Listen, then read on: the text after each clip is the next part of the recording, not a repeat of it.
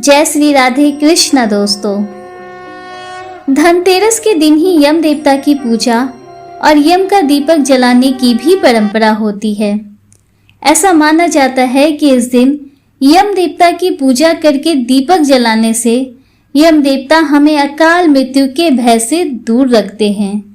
इसलिए अकाल मृत्यु से बचने के लिए धनतेरस के दिन यमदेव की पूजा करने का विधान है।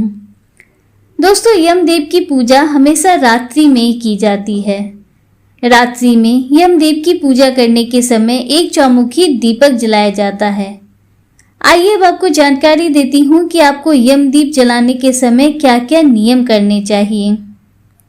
दोस्तों, यम दीपक हमेशा मिट्टी के पुराने दीपक में ही जलाते हैं। अगर आपके पास मिट्टी का पुराना दीपक ना हो तो आप आटे का एक चौमुखी दीपक बनाकर उसका इस्तेमाल भी कर सकते हैं। यम दीपक हमेशा तिल के तेल में या फिर सरसों के तेल में ही जलाया जाना चाहिए। यम दीपक जलाते समय इस बात का अवश्य ध्यान रखें कि यह दीपक हमेशा तभी जलाएं जब घर के सारे लोग घर वापस आ चुके हों, क्योंकि ऐसी मान्यता है कि यम का दीपक जल जाने के बाद किसी को भी घर के दरवाजे के बाहर कदम नहीं रखना चाहिए। इसलिए घर के सभी सदस्य जब घर में आ जाएं, तभी आप ये दीपक जलाएं। यम के दीपक का मुंह हमेशा दक्षिण दिशा की ओर रखकर ही दीपक जलाना चाहिए। दोस्तों, दक्षिण दिशा को यम देवता या फिर हमारे पूर्वजों की दिशा माना गया है। यमदेव की पूजा हमेशा विधि विधान से करें। जब आप यम दीपक को अपने घर के मुख्य द्वार पर रखें तो दीपक के नीचे आप थोड़े से काले तिल जरूर डालें। दीपक के अंदर आप थोड़े काले तिल, एक लौंग का जोड़ा जरूर डालें। दीपक प्रज्वलित करें, फिर हाथ जोड़कर प्रार्थना करें, हे यम देवता, हमारे पूरे परिवार की अकाल मृत्यु से रक्षा कीजिएगा। दीपक को प्रणाम करें, घर के भीतर आएं और अपने मुख्य द्वार को बंद कर लें। एक बात का अवश्य ध्यान रखिएगा कि यम देवता के दीपक को जलाने के बाद जब आप घर के भीतर आएं तो दीपक को पीछे मुड़कर नहीं देखें। इसके अलावा ध्यान रखिएगा कि अगले दिन सुबह में अगर दीपक में कुछ बच गया हो, जैसे कि तेल या फिर जो सामग्री आपने दीपक में डाली थी और दीपक, इन सबको आप घर के बाहर ही विसर्जित कर दें। जले हुए यम दीपक या फिर उसकी सामग्री को घर के भीतर लाना अशुभ माना गया है। अब बहुत से लोगों का यहाँ पर सवाल आएगा कि हम लोग तो किराए के मकान में रहते हैं या फिर हम लोग फ्लैट में रहते हैं, तो हम लोग यम का दीपक कैसे जलाएं। अगर आप किराए के मकान में रहते हैं या फिर अगर आप फ्लैट में भी रहते हैं, तो जो आपका एरिया है, मतलब जिस एरिया में आप रहते हैं, जो आपका मुख्य दरवाजा है, आप उस दरवाजे पर भी यम का दीपक जला सकते हैं। आइए अब आपको जानकारी देती हूँ कि यम दीपक क्यों जलाया जाता है। दोस्तों, इसके लिए पुराणों में कई बातें लिखी गई हैं। यम दीपक चौमुखा इसलिए होता है जिससे कि यमदेव चारों दिशाओं से हमारी रक्षा करें, सर्वत्र हमारी रक्षा स्वयं मृत्यु के देवता करें और हमें कभी भी किसी प्रकार का भय ना हो।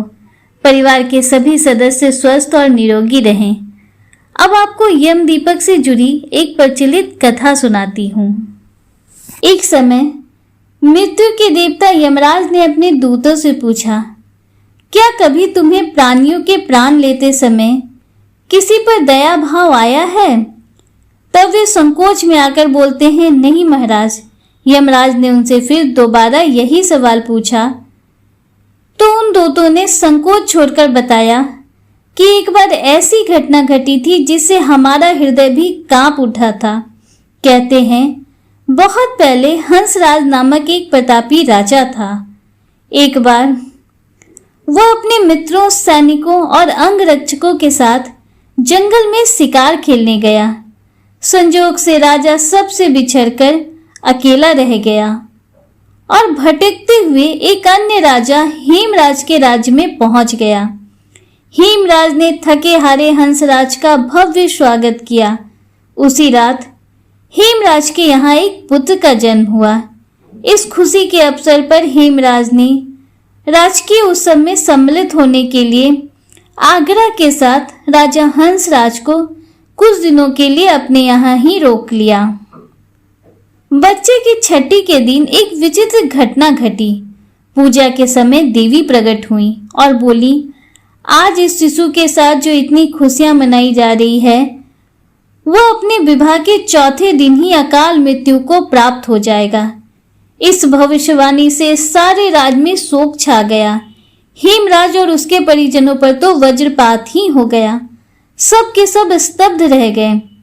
इस शोक के समय हंसराज ने राजा हेमराज और उसके परिवार को ढांढस बंधाया। हंसराज ने कहा, मित्र, आप तनिक भी विचलित ना हो। इस बालक की रक्षा मैं करूंगा। संसार की कोई भी शक्ति इसका बाल बांका नहीं कर सकेगी। हंसराज ने यमुना के किनारे एक भूमिगत किला बनवाया और उसी के अंदर राजकुमार के पालन पोषण की व्यवस्था कराई। इसके अतिरिक्त राजकुमार की प्राण रक्षा के लिए हंसराज ने सुयोग्य ब्राह्मणों से अनेक तांत्रिक अनुष्ठान, यज्ञ, मंत्र, जाप आदि की भी व्यवस्था करा रखी थी। धीरे धीरे राजकुमार युवा हुआ। उसकी सुंदरता एवं तेजस्विता की तो चर्चा सर्वत्र फैल गई। राजा हंसराज के कहने से हेमराज ने राजकुमार का विवाह भी कर दिया। जिस राजकुमारी से युवराज का विवाह हुआ था, वो तो साक्षात लक्ष्मी लगती थी।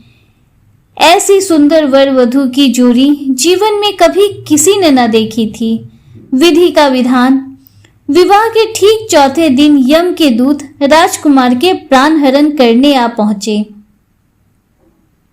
अभी राज्य में मांगलिक कार्य ही चल रहा था। राजकुमार और राजकुमारी के परिजन तथा प्रजाजन खुशियां मनाने में ही लगे थे। राजकुमार और राजकुमारी की जोड़ी देखकर तो यमदूत भी विचलित हो उठे, किंतु राजकुमार के प्राण हरण का अप्रिय कार्य उन्हें करना ही पड़ा। यमदूत जिस समय राजकुमार के प्राण लेकर चले, उस समय ऐसा हड़कंप मचा और दारुण दृश्य उपस्थित हुआ जिससे द्रवित होकर दूत स्वयं भी रोने लगे। जब दूतों ने इस दुखद प्रसंग को यमराज को सुनाया, इस प्रसंग से यमराज भी विचलित हो उठे। उन्हें लक्ष्य करके एक दूत ने कहा, नाथ, क्या कोई ऐसा उपाय नहीं है जिससे इस प्रकार की अकाल मृत्यु से प्राणियों को छुटकारा मिल जाए? इस पर यमराज ने कहा, जीवन और मृत्यु सृष्टि का अटल नियम है तथा इसे बदला नहीं जा सकता।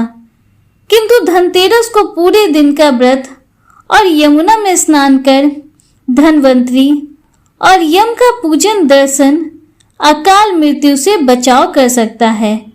यदि यह संभव ना हो तो भी संध्या के समय घर के प्रवेश द्वार पर यम के नाम का एक दीपक प्रज्वलित करना चाहिए। इससे असामयिक मृत्यु और रोग से मुक्त जीवन प्राप्त किया जा सकता है। इसके पश्चात से ही धनतेरस के दिन धनवंतरी का पूजन और प्रवेश द्वार पर यम दीपक जलाने की परंपरा शुरू हुई। दोस्तों, उम्मीद करती हूँ कि यम दीपक से जुड़ी ये जानकारी आपको अच्छी लगी होगी और वीडियो आपको पसंद आया होगा। अगर वीडियो आपको थोड़ा सा भी पसंद आया हो तो वीडियो को लाइक कीजिए, दूसरों के साथ शेयर कीजिए, कमेंट में हर हर महादेव, जय श्री राधे कृष्णा जरूर लिखिए। अगर आप हमारे चैनल पर पहली बार आए हैं तो चैनल को सब्सक्राइब कीजिए, बेल आइकन जरूर प्रेस कीजिए जिससे आगे भी आपको ऐसी ही रोचक जानकारियां मिलती रहें। मिलते हैं आपसे अगले वीडियो में, तब तक के लिए हर हर महादेव, जय श्री राधे कृष्णा, राधे राधे।